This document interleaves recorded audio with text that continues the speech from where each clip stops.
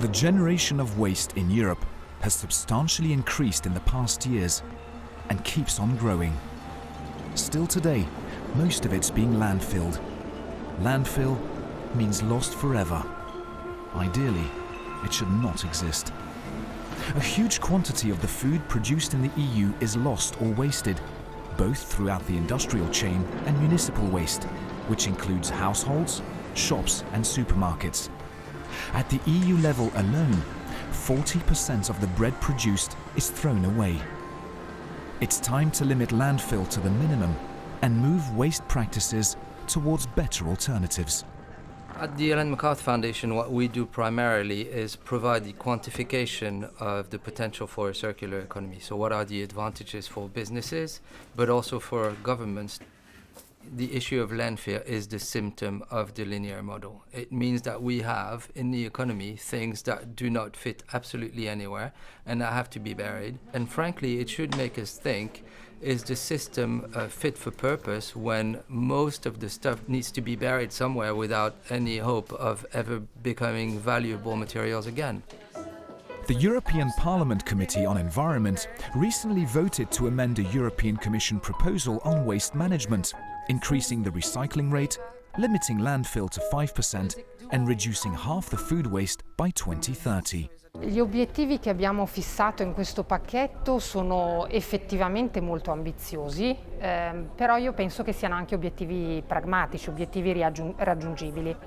Ci saranno indubbiamente degli investimenti da fare in una prima fase, investimenti da fare sia sui nuovi impianti per i rifiuti, ma anche in tecnologia e in innovazione per permettere ai nuovi prodotti un uso diverso. Però è anche vero che se c'è un investimento iniziale da fare possiamo subito recuperare nuovi posti di lavoro. I think what's fascinating with the circular economy are the numbers. From the beginning, when we created the foundation, we started looking at the economic rationale for this model. We know the basic concept of a circular economy makes sense if you can design to recover materials, components, and valorize everything to its highest level at all times. It makes basic sense, but you have to look at the economics, and that's what we did. And we've proven time and time again with the reports there is economic rationale for a circular economy in excess of that of a linear economy. Okay, yeah, no, we were approached by a local bakers called Olds, who have surplus bread.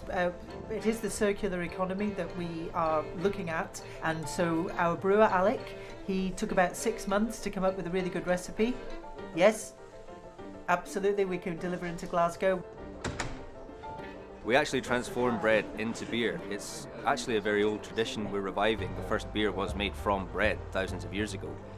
Beer is basically made by steeping malted grain in warm water. We add the bread, the morning rolls, to the malted barley, and what this does is adds texture and body to the beer. The beer is actually quite interesting because it has the normal characteristics of a blonde beer, but there is an unusual texture and flavour to it that's quite enticing. What we're doing here is using food that is technically classified as waste, but rather than throwing it away, we're making it into food again. If this is really successful, we're going to end up using all the waste bread and eventually doing ourselves a business in this line because there'll be no more bread to turn into beer. But that should be a long way away. We're at the start of a journey here, so we'll see how it goes. There seems to be a really strong consensus around the direction to take, and everybody is around the table. Private sector, public sector, economists, NGOs, and the circular economy as a direction of travel seems to be inspiring most of the stakeholders. Spero che a tutti sia chiaro che sull'economia circolare noi ci giochiamo una parte dello sviluppo industriale di questo continente, per cui che anche agli Stati membri sia chiaro che insomma non possiamo abbassare il livello dell'ambizione.